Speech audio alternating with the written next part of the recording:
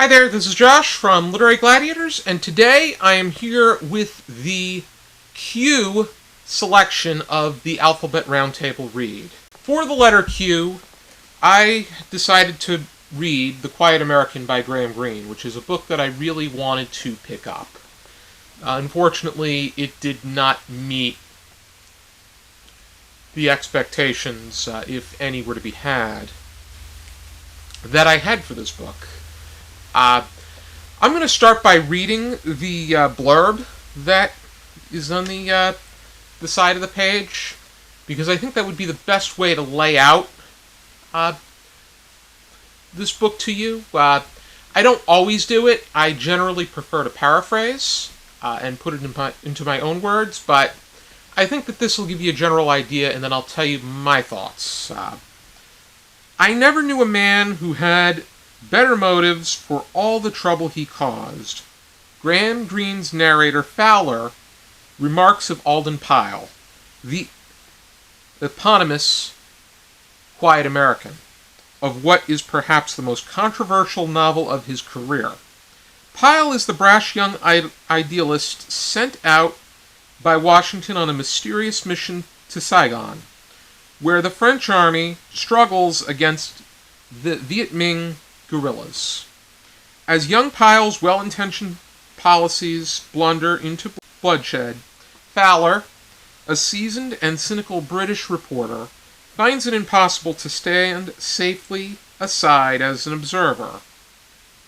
But Fowler's motives for intervening are suspect, both to the police and himself, for Pyle has stolen Fowler's beautiful Vietnamese mistress. Originally published in 1956 and twice adapted to film, The Quiet American remains a terrifying and prescient portrait of innocence at large.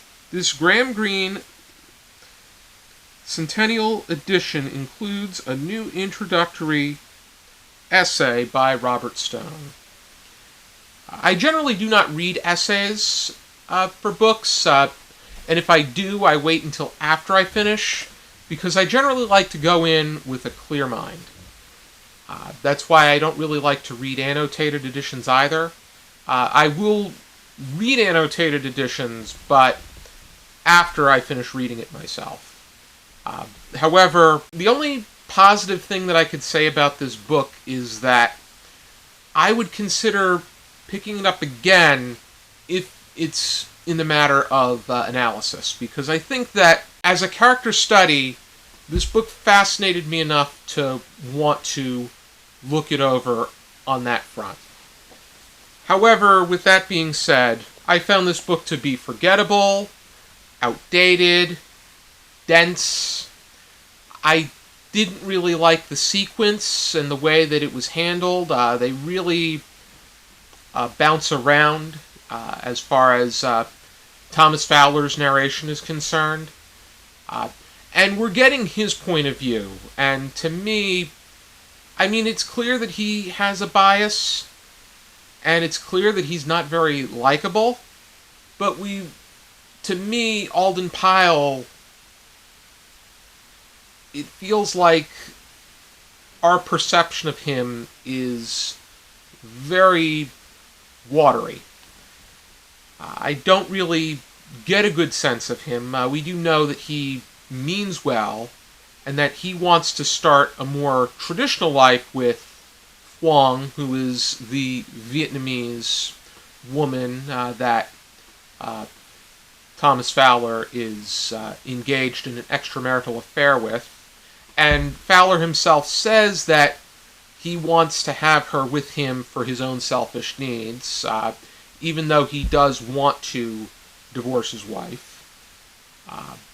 But it's just clear that Fowler's motives are not very good. They're clearly self-serving.